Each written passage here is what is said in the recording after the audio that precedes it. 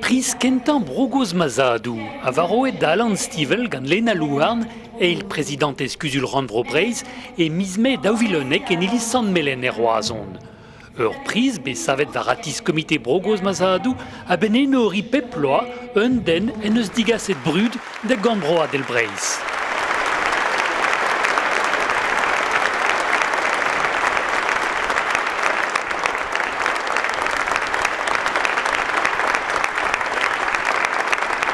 Un énorme bras, Jésus, ça veut dire deux énormes vet en bué, quoi, un énorme grande prise penos, on a quatre prises, mais collier en herménique, comme c'est blazo, ag Hirio, prise à Bougos.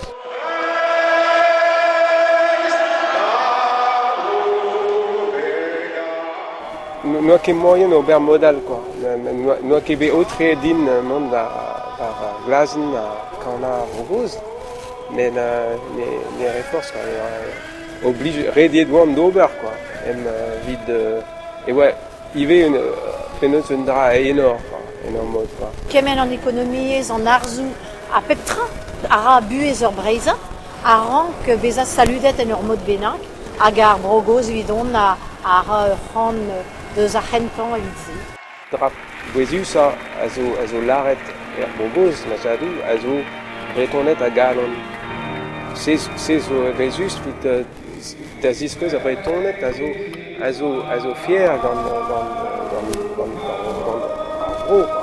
Breiz met digor et en dut var an dudal ma neus ron en em santout an ol dut erbed neus ar gwir den em santout breton.